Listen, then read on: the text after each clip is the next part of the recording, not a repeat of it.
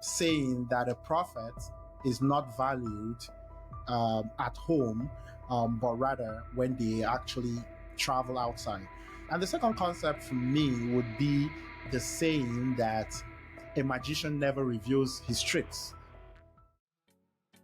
Hello, everyone. Welcome to another episode of New Day, Same B.S.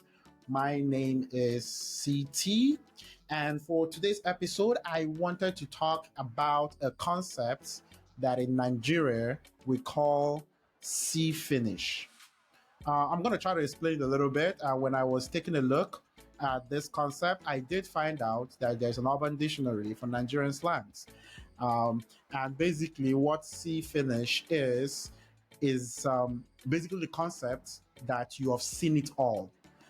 And usually, from the definition, it says that when people are too familiar with someone and there's a difficulty in creating boundaries or enforcing those boundaries, either in personal or work or whatever relationship that you're looking at as.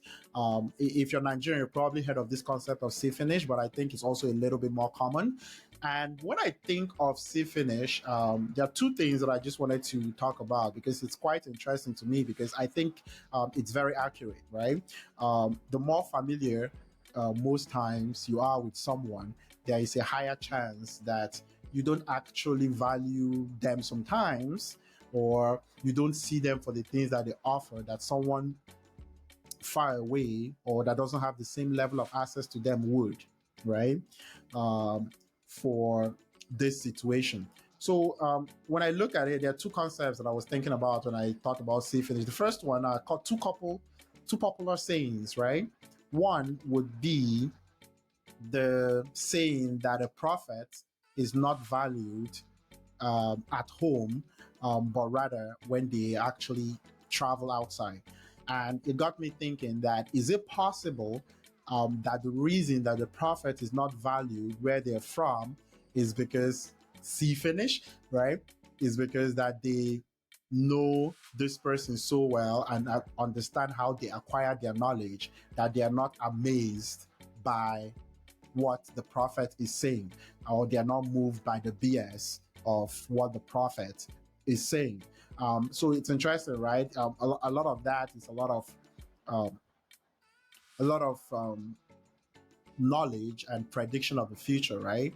But when you've been close to them and seen their process that they got to that ability, right? Is it possible that you kind of at wherever they're from, that they kind of look at them just like another person instead of that prophet that the new set of audience looks at them as. And the second concept for me would be the saying that a magician never reveals his tricks.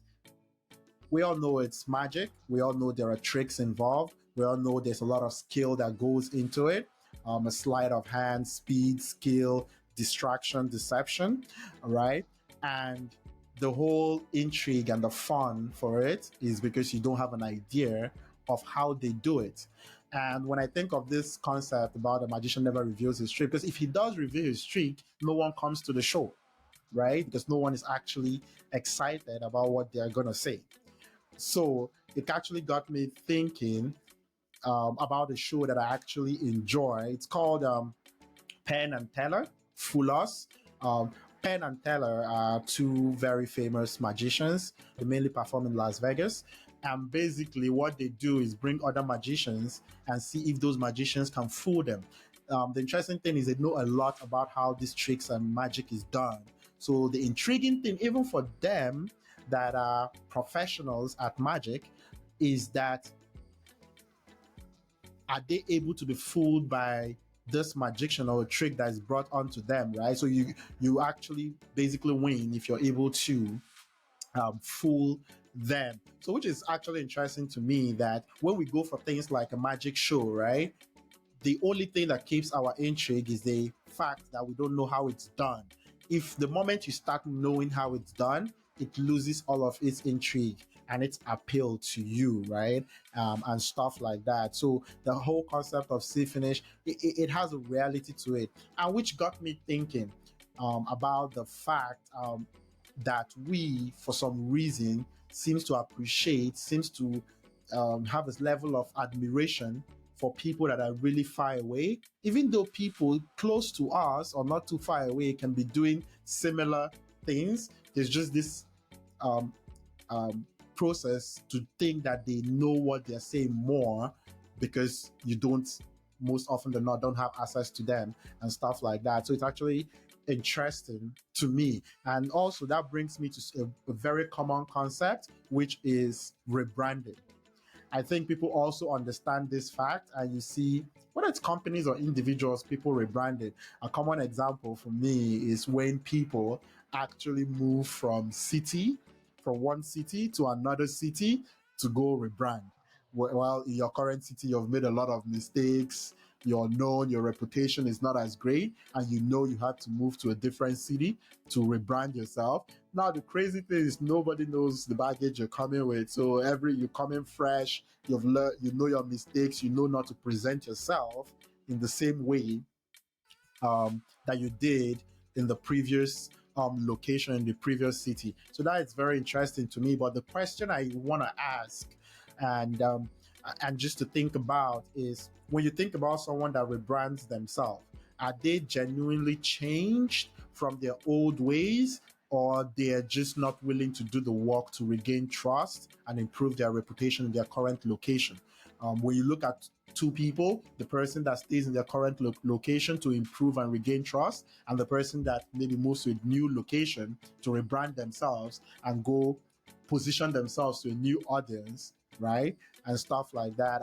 And I'm thinking, like, is there a genuineness to rebranding? Is that a thing? Well, we'll think about that. If you got here, thank you so much. Don't forget subscribe, like, and hit the notification on YouTube, and also available on other podcast forms and follow social media pages. Peace.